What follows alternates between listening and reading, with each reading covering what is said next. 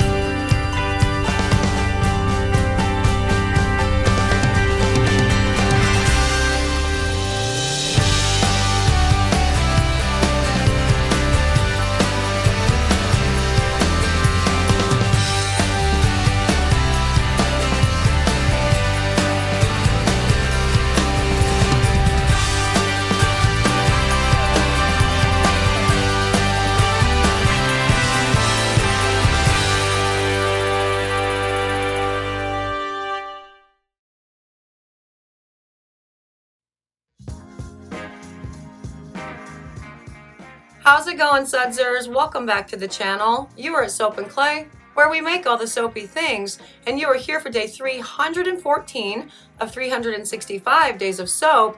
And yeah, we're doing another big clay test thing today, and we're focusing on cosmetic clays. And we are actually doing, I've done this before on the channel and just kind of stuck to the basics with your kaolins and your betonites and all that jazz. We're actually doing 8 different cosmetic clays today. And within the video, I'm going to talk all about all of the benefits of cosmetic clays if you're using them, you know, actually topically, right? Because it's 2 different things. Soap, again, it's a rinse-off product, and so the benefits of the clays aren't necessarily going to come through in the soaping process, and even if they do, it's not really something that you can ever claim. However, it is very important to know the differences in the 8 big cosmetic clays while you are making your soaps, because it can have a negative impact to the overall end user, and so you want to pay attention to that. And as I said, Soap and Clay Kidlet number 2 is going to be helping me out through this entire video. So she's going to be mixing the clays and doing all of the things and pour all of the jazz. So we should get to it so we can watch her tiny hands in action.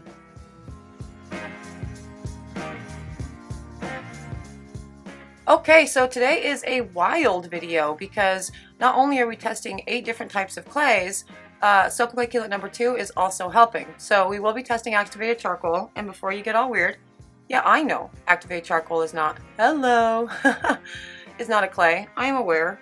I actually use this in place of the Jeju volcanic clay because, you know, activated charcoal is abundant, and what it does for the skin as a cosmetic thing, like in a mask, and what it does in soap, very similar to all things clay. Now, with this, we will be using a tablespoon of each of the types of clay that we are using, along with a tablespoon of water, and we can look at absorption and all of the things of the cosmetic clays. Now, the pink red, so this would be really, well, I mean, this one exactly is a French rose clay. It's technically a kaolin rose clay. It's technically a pink kaolin, but it actually does things a little bit different than a white kaolin. Like, you would actually use a rose clay if you have very sensitive skin, but also you tend to get oily or have acne prone skin. And so the kaolin is going to be good for, you know, all the things that kaolin are good for. Bentonite clay we're all very familiar with. Dead Sea clay, also reasonably familiar with, I'm sure, but we will talk more about all of this, you know, further on in the video, you know, as it goes on, for sure, and all the different properties for these clays. But then we're also going to test a couple different ones that I don't think I've done on the channel yet, and one is the Rasool clay. Now, Rasool clay is actually cool because it can be used as skin or hair masks, and it's pretty amazing. It's this would be like your Moroccan red, right? And then we're also going to test Fuller's Earth and show you what that does and talk about all the properties of that too, which is super awesome. And then what is the last one that we are doing? What have I missed? Oh, yeah, your French green. Okay, yeah, for sure. Now, French green is actually not a kaolin. That is its own branch of clay types in this cosmetic clay world. And you do, it's a very interesting, it's interesting because a lot of people just sort of assume that the French green, the French red, and the kaolin are all the same thing. French green actually does stand on its own. It has its own assignation. And technically speaking, because of what the rose clay does, it kind of does as well. Now, with all of these, again, we're going to add a tablespoon of water to each of these containers that all have a tablespoon of clay in them. And look at the absorption and all the things. Now, when we are done with this, we will be putting this amount. So this 1 tablespoon of activated charcoal, this 1 tablespoon of kaolin, etc. and so forth, in 1 bar of soap, in 1 4-ounce bar of soap. So for anyone who wonders what percentages you can or should use clay in, well, that's a lot of clay for 1 bar of soap, right? So let that, you know, just do with that what you will. Now, we're talking about cosmetic clays and all their benefits today, but I do want to, you know, say one thing right off the bat. Soap is a rinse-off product, and we are all aware of that. That is a rinse-off product, and so all of the benefits and the skin-loving things with clays, it's never a good idea to start saying that your clay is going to, that your soap is curative in any way, shape, or form, because then it becomes something else. It becomes a drug, it becomes a cosmetic, it's not a rinse-off product, it's not soap anymore. But that said, the different types of clay that you use in soap changes the performance of the bar. It does interesting things. It increases lather, or it can inhibit lather. Bentonite clay can help with slip of a razor. There's a lot. If somebody walked in, bentonite's actually a great example of that. If somebody walked in and said, hey, I would like a soap that is good for eczema, I would never in a million years go, oh yeah, here's my eczema bar. But I would explain, you know, okay, so here's the thing, you know, soap is a rinse off, and by going to the natural soaps or whatever, instead of a detergent bar that you would get from the store, it's automatically going to be better for your skin and less irritating and cause less flare-ups, or reduce the potentiality of flare-ups from your washing routine.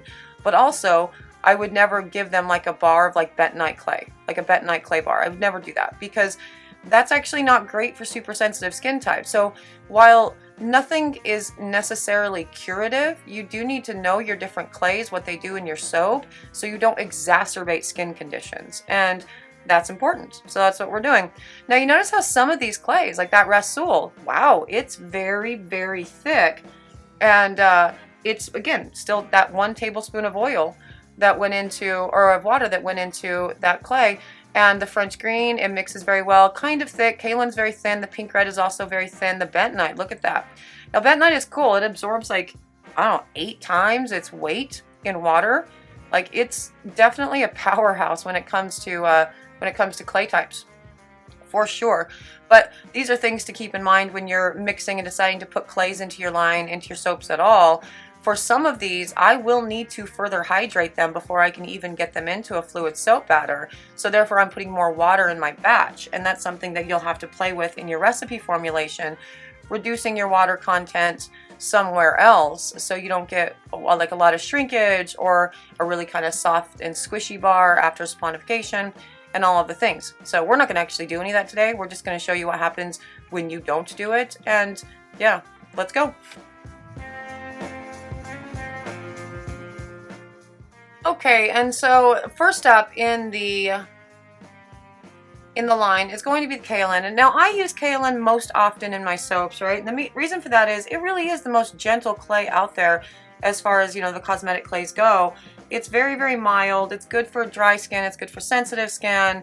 And so this is something that you can put into every batch of soap. It actually helps with the sticking of the fragrance, apparently. I don't know. And It's easy to incorporate. It's very, very lightweight. You don't need a ton of extra water to actually hydrate it and get it ready to put into soap. It creates a really nice, beautiful lather. Does all the things. My helper is so good today. And yeah, so it's going to be a really good one just to put into all types of soap, really. Now, this one is the Rasool. Now, Rasool, again, it's very interesting. So that'd be your Moroccan clay. It's very much like, it would be considered like a luxury clay, kind of like Dead Sea. It's great at drawing out impurities and clearing the pores, and it has a lot of magnesium, I think. Is that? I'm not 100% sure on that, actually, so don't quote me on that. But Rasool is great for hair and skin, and so, you know, keep that in mind if you're making shampoo bars. Rasool actually helps balance the pH of the scalp, and it has a nice glowy thing. It's good for combination skin as well as, you know, uneven complexions. And so that's the cosmetic of a Rasool, right? And so that's what's good, what Rasool clay is good for cosmetically. So keep that in mind when putting it into your soap. Sensitive skin might want to avoid Rasool just because of its ability to really draw out impurities. So there's that. And that's the activated charcoal. Now, activated charcoal, it's great for all manner of things, right? Like skin lightening, teeth lightening, drawing out impurities, all of the things. I use an activated charcoal soap on my face every single day. I love activated charcoal. It has a very mild exfoliant power to it as well, which is very cool, and creates an interesting lather for sure. And see how much extra water I had to put into the Rasool to get it to reasonably hydrate that clay again and get it ready to pour, but it's still going to be a little bit chunky. We're still going to have some pockets of the clay just hanging out within there. And some of these are really easy for Soap and Clay Kit number 2 to pour on her own, right? Like this is a very thin batter with the activated charcoal, and the Kaolin clay was also very easy. She could do that too, so that was awesome. This Rasool, she might need some help with.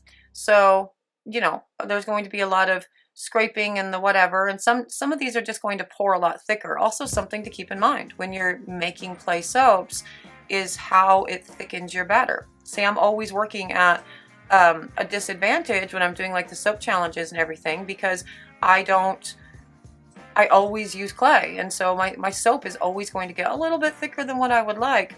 Now, the pink, the red, the rose clay, that one, again, it is a type of kaolin, and it's not as absorbent as like a green kaolin or a yellow kaolin, and so it's really good for sensitive skin and, you know, oily and acne prone skin. So it's very delightful, and it's going to mix into your soap batter much the same way a kaolin does, as you would expect.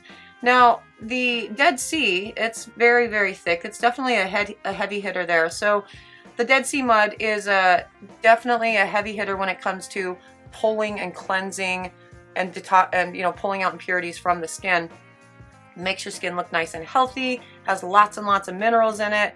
It plumps skin, it boosts elasticity. It's good for, you know, older skin. It's supposed to reduce wrinkles and all of the things, pore size, all that jazz. So that one's more of a heavy hitter as well. And so it's something that if you have super sensitive skin, you might want to steer away from overly using Dead Sea for sure. And we had to hydrate that one, you know, more with the Dead Sea and put some more water into it just to get it to mix kind of reasonably well. And, you know, it did the thing. It looks great for sure. And, you know, Soap and Clay Kit is pouring in the red right now. And now she's going to pour in the Dead Sea while I finish up with the getting everything in. And again, this is a 4-ounce bar of soap, right? Each of them have 1 full tablespoon of clay. So just keep that in mind.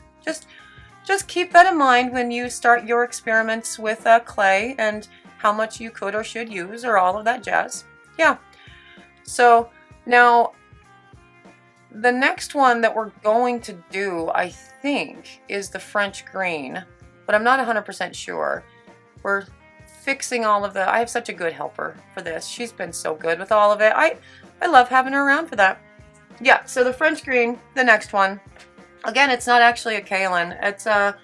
It's a wonderful, I mean, it's beautiful in color for sure, and it's very, very absorbent and absorbs toxins really well, and it's really good for acne, or for oily and acne prone skin, which is awesome. But yeah, again, it's a separate type in the whole cosmetic clay world. Like, that has its own category because it doesn't actually do the same thing as like a kaolin. So definitely something to keep in mind when you are picking out your different types of clays. It's has a ton of minerals in it, good for blemishes and pimples and all of that, but also is good enough to use on sensitive skin. Like, you're still going to be okay. So if you have someone that has super sensitive skin and it's not, you know, bentonite is not going to hit it for them, try a green clay for sure. Like try your French green.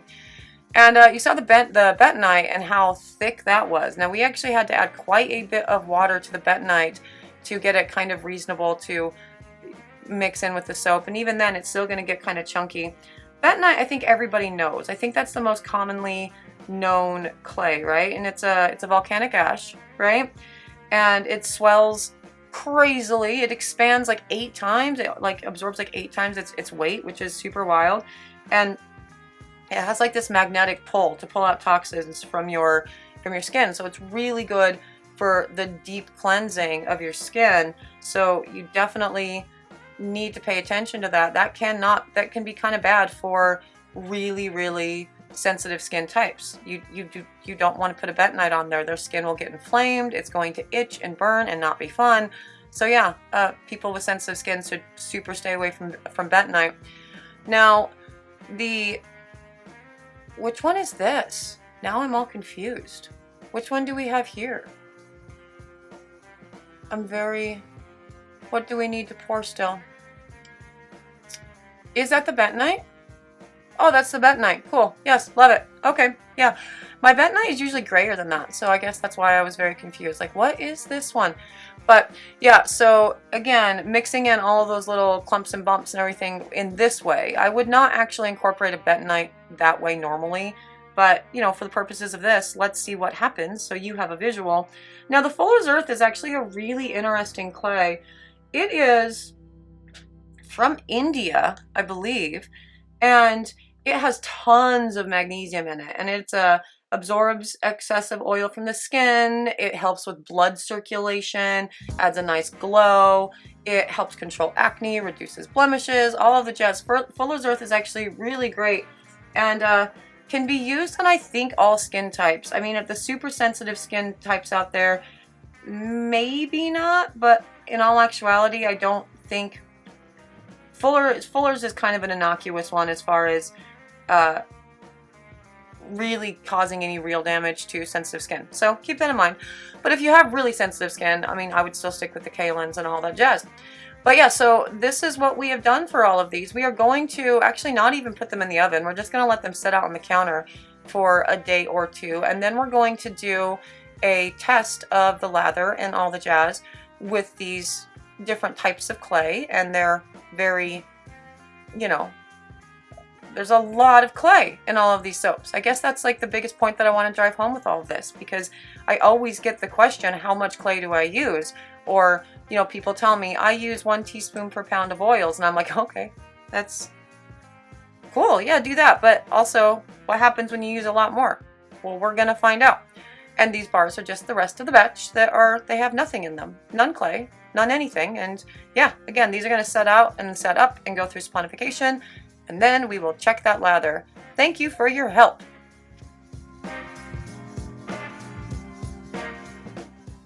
Okay, now these have actually sat for a day, and so they are all the things, and we're looking at all the different, you know, what they all look like, how squishy the bar is, all that jazz. The Restyl's not bad. It's really, as far as the squish factor, activated charcoal is good. It's nice and firm. It's a good bar. It's ready to go like that.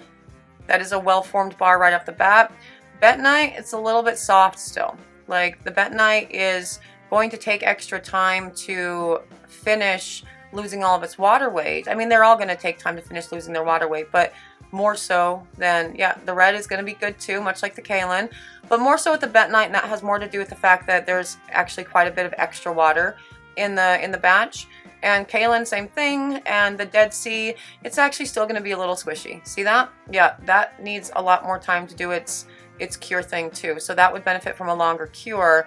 The Fuller's Earth, it's not bad. Yeah, that it performs much like the Kaolin and the pink, and also probably, yep, the green as well, the French green. So those produce very hard bars right off the bat, which is one of the reasons I love clay so much, because it just has natural bar hardening abilities. And it also does a really cool thing with lather. Now, all of these bars, again, they're like a day old. And so the lather is going to sort of settle into its own and find its place through the cure process. But these bars are 100% saponified at this point, completely safe to use, do all the things. It's just the lather will continue to sort of stabilize, but this gives you a good idea of what the lather, you know, will look like after a cure. So there's that. Now, all of these soaps, as I said, soap is not, it's not meant to cure or really treat anything. Like, oh my God, look at that lather. Isn't that the most beautiful thing? I freaking love red clays. I mean, I love pinks. They're so beautiful, but that is something to keep in mind.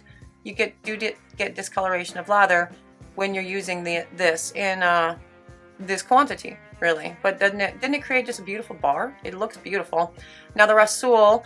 Now Rasool is actually really good. I love the lather on a Rasool. I love the way it makes my skin feel. That would be something that I would also consider using in a face bar with, you know, twice daily usage or whatever. That would be great for sure, as well as like the Fuller's Earth. But again, soaps in and of themselves, they are rinse off products. They are not meant to be curative. But if you start playing around in the clay world, you do need to pay attention to the cosmetic properties of the clay, because that could exacerbate skin conditions. So you need to know these things going in. Whether you're using them for coloring, whether you're using them for function, you need to be cognizant of the cosmetic properties of these clays in your soap making, so you don't give someone the wrong bar of soap. Because the last thing in the world you want is for someone to come in and say, well, I have eczema. And again, you give them something that is like a Dead Sea or a bentonite that's actually going to exacerbate the drying of their skin and the eczema because of just the heavy toxin pull that they have. But Fuller's Earth is actually, that would be great for eczema. I'm all about that for sure. And the lather's great for the Fuller's Earth as well. One of my favorite lathers are going to be the Kaolins, the greens, the reds, the Fuller's Earth for sure. The rest of them, Activated Charcoal actually has a great lather, which, you know, we're going to look at right now. And we did it last because this amount of activated charcoal in one soap produces that. And that's I mean, I personally love that and use that for my face for sure, but like that's a lot. So keep that in mind in your usage ratings for sure. Like that's the end product of that. But yeah, no, there are the 8 types of cosmetic clays with activated charcoal subbed in for Jeju. But yeah, it's all do different things, all very, very cool, all a lot of fun to play with in soap. So you should do that thing. Play with them in soap, because it's awesome. That's day 314.